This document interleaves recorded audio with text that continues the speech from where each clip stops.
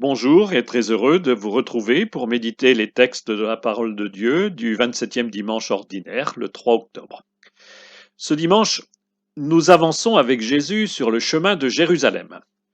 Dans le conflit qui s'envenime avec ses opposants, ici des pharisiens, c'est un aspect de la loi juive qui fait l'objet d'une controverse. Est-il permis à un homme de répudier sa femme? Pour leur répondre, Jésus se réfère à l'origine. C'est pour cela que nous entendrons, en première lecture, le second récit de la création dans le livre de la Genèse, où comment Dieu a créé la femme de la même chair que l'homme.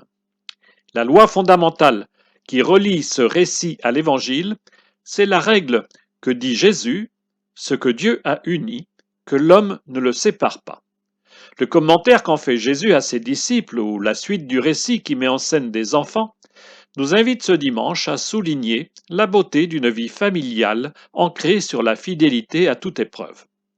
Entre le vieux récit de la Genèse et cette scène d'évangile, nous ouvrirons pour quelques semaines la lecture de quelques passages d'une lettre parfois difficile à saisir, tant elle est éloignée de notre culture religieuse, la lettre aux Hébreux.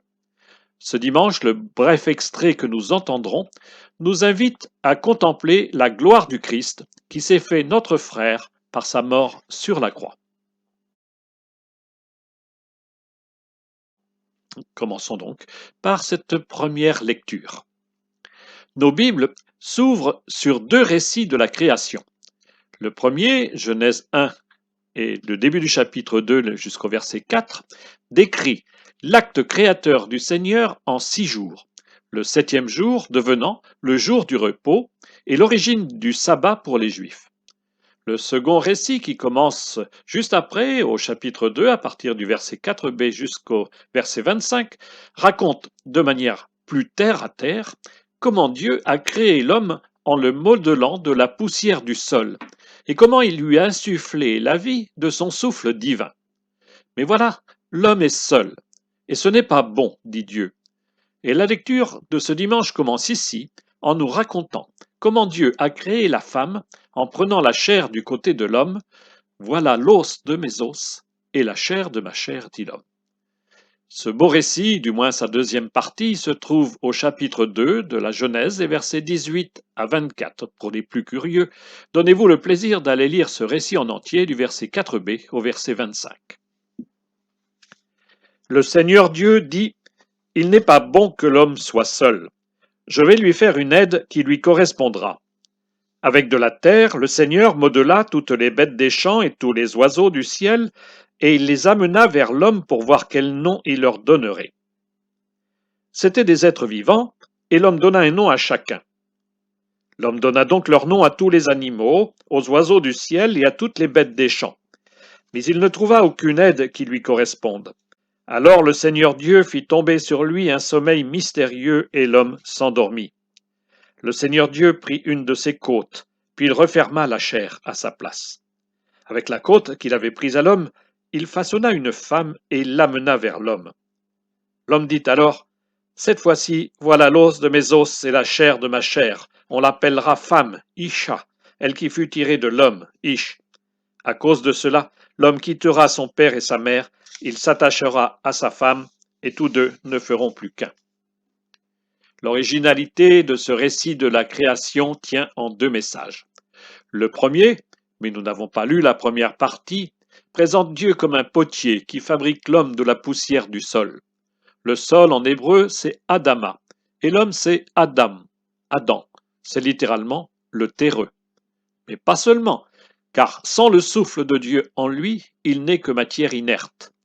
La dignité de l'homme, sa vie, plus tard on dira son âme, c'est le souffle de Dieu en lui. Nous sommes à la fois de la terre et du ciel. Le second message que nous entendons donc ce dimanche dit la place essentielle de la femme aux côtés de l'homme. À l'époque où fut mis par écrit ce vieux récit, la situation de la femme était sans doute peu enviable dans le contexte social du Moyen-Orient. La parole de Dieu prend le contre-pied. Elle dit l'égale dignité de l'humain. Et la femme est bien de la même chair que l'homme.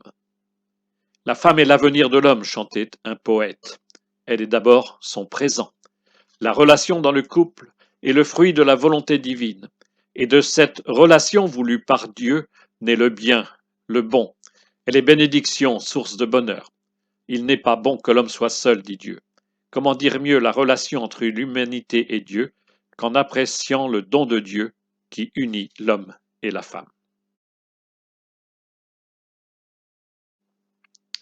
Et maintenant, intéressons-nous à la deuxième lecture. Il y a quelques années, on parlait encore de la lettre de Paul aux Hébreux.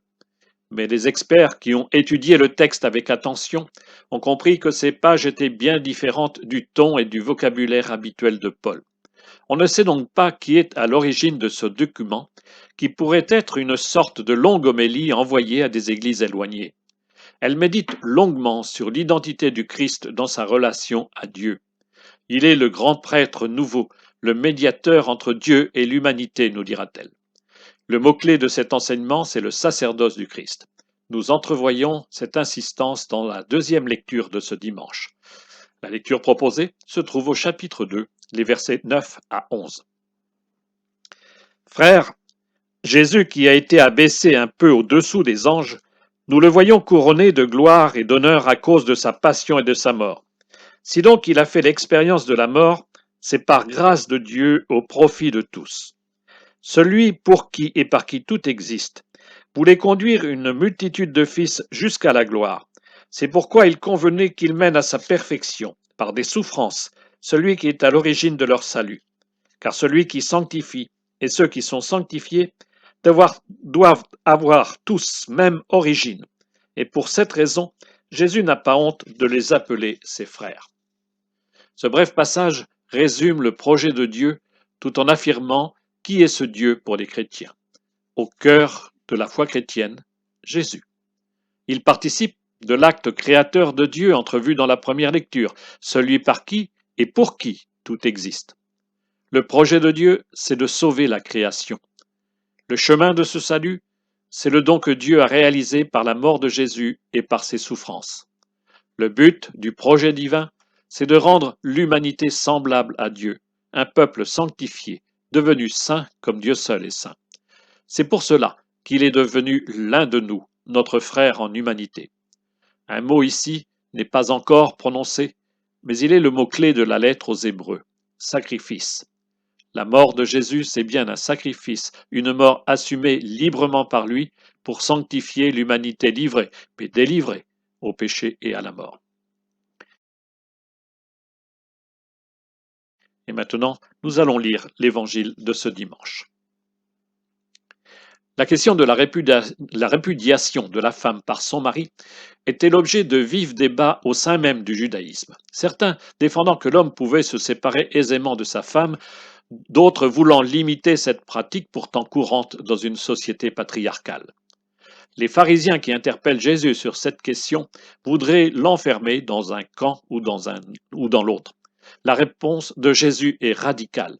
Elle s'appuie non pas sur la loi venue de Moïse, mais sur le récit originel de la création que Jésus cite longuement. Le commentaire qui suit s'adresse aux disciples pour justifier cette réponse et en mesurer les conséquences jusque dans les situations si difficiles des divorces d'aujourd'hui. S'ajoute à cette controverse une parole de Jésus sur les enfants. Ils sont les modèles à imiter pour vivre une authentique relation filiale avec le Seigneur. Ce récit se trouve donc au chapitre 10 de saint Marc, les versets 2 à 12. Des pharisiens l'abordèrent pour le mettre à l'épreuve et lui demandaient « Est-il permis à un mari de renvoyer sa femme ?» Jésus leur répondit « Que vous a prescrit Moïse ?» Ils lui dirent « Moïse a permis de renvoyer sa femme à condition d'établir un acte de répudiation. » Jésus répliqua « C'est en raison de la dureté de vos cœurs qu'il a formulé pour vous cette règle. Mais au commencement de la création, Dieu les fit hommes et femmes. À cause de cela, l'homme quittera son père et sa mère, il s'attachera à sa femme, et tous deux deviendront une seule chair. Ainsi ils ne sont plus deux, mais une seule chair. Donc ce que Dieu a uni, que l'homme ne le sépare pas. » De retour à la maison, les disciples l'interrogeaient de nouveau sur cette question. Il leur déclara « Celui qui renvoie sa femme et en épouse une autre devient adultère envers elle. Si une femme qui a renvoyé son mari en épouse un autre, elle devient adultère. » Des gens présentaient à Jésus des enfants pour qu'il pose la main sur eux. Mais les disciples les écartèrent vivement. Voyant cela, Jésus se fâcha et leur dit, Laissez les enfants venir à moi, ne les empêchez pas, car le royaume de Dieu est à ceux qui leur ressemblent. Amen, je vous le dis, celui qui n'accueille pas le royaume de Dieu à la manière d'un enfant n'y entrera pas. Il les embrassait et les bénissait en leur imposant les mains. Ce récit se déroule en 3 phases. La controverse avec les pharisiens, l'explication aux disciples et l'épisode des enfants qu'on veut éloigner. Les pharisiens veulent piéger Jésus. Lui qui accueille même des prostituées ou des publicains parmi ses disciples, que pense-t-il à propos de la répudiation que permet la loi de Moïse? En Deutéronome 24, 1 à 3, cette loi permettait à un homme de se séparer de sa femme. Je cite, « Si elle cesse de trouver grâce à ses yeux, il lui écrira une lettre de répudiation et la lui remettra en la renvoyant de sa maison. » Telle était la loi qui rendait la situation de la femme bien précaire et bien fragile l'union matrimoniale. Comment interpréter la loi, parole de Dieu, si ce n'est en puisant dans la même parole de Dieu? C'est pour cela que Jésus cite le récit de la Genèse, et sa morale est tout à fait explicite. Dieu a créé l'homme et la femme qui sont de la même chair, et donc égaux l'un à l'autre. À cause de cela, l'homme quittera son père et sa mère, il s'attachera à sa femme, et tous deux ne feront plus qu'un. Ce sont les mots mêmes du récit de la Genèse, chapitre 2, verset 24. Et Jésus en tire la conclusion.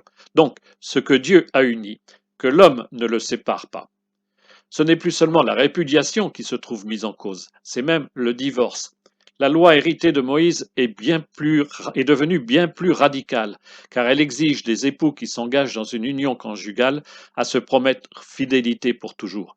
Et c'est bien l'un des socles essentiels du mariage pour les chrétiens.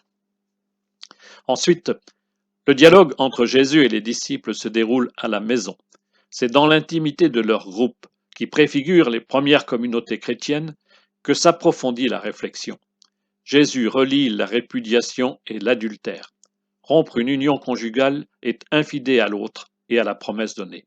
Mais remarquons comment Jésus élargit le regard. L'homme n'est plus seul à pouvoir rejeter son épouse.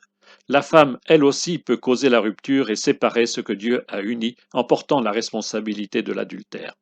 Ce qui importe, c'est que la nouvelle loi, exprimée par Jésus, se révèle bien plus exigeante que la loi mosaïque.